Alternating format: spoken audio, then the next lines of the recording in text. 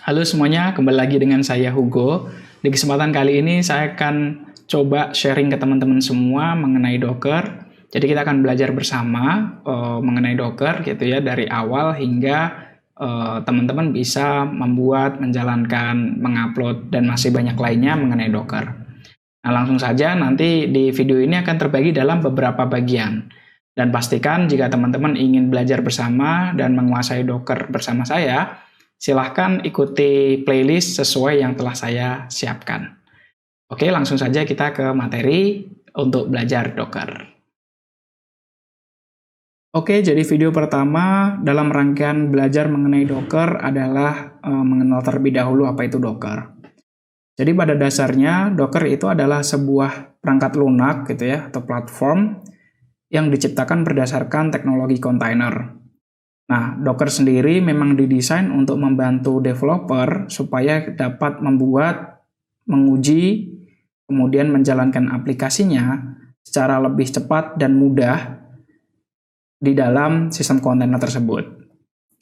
Nah, hal itu juga dijelaskan di situs resminya di docker.com, bahwa Docker adalah sebuah perangkat yang didesain supaya membantu para developer itu dapat bekerja secara lebih efisien dan predictable.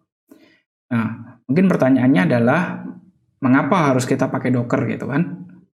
Nah, ada beberapa manfaat yang sebenarnya didapat ketika kita menggunakan Docker. Yang pertama adalah mudahnya dalam mengkonfigurasi. Nah, ketika kita pakai Docker, pada dasarnya adalah kita sudah menyiapkan code aplikasi beserta data yang kita perlukan dalam aplikasi kita dan diringkas jadi satu. Jadi jika kita berpindah dari satu server ke server yang lain gitu, asalkan kita memiliki Docker pada server yang lain, kita dapat menjalankannya dengan lebih cepat. Kemudian yang kedua adalah isolasi gitu. Adanya isolasi ini akan membantu kita dalam menguji aplikasi yang kita miliki.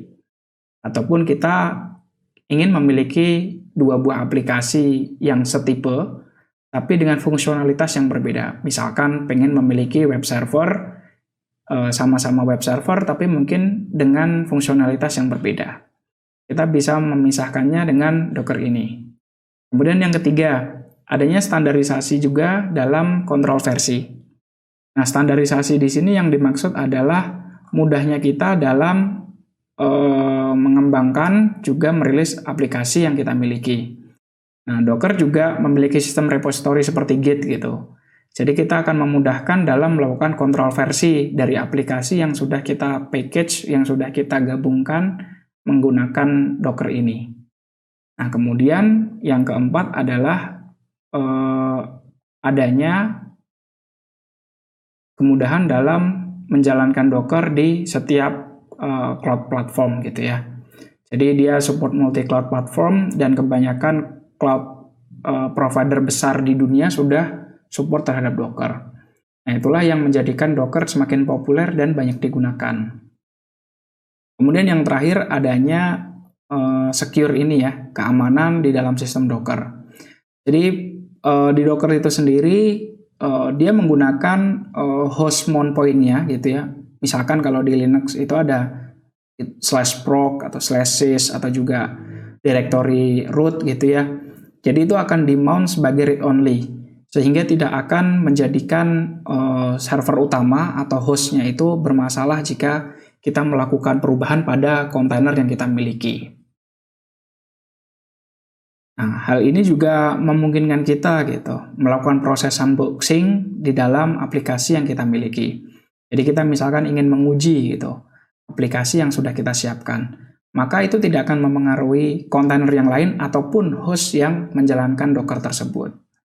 Nah, itulah kelebihan-kelebihan jika kita menggunakan Docker.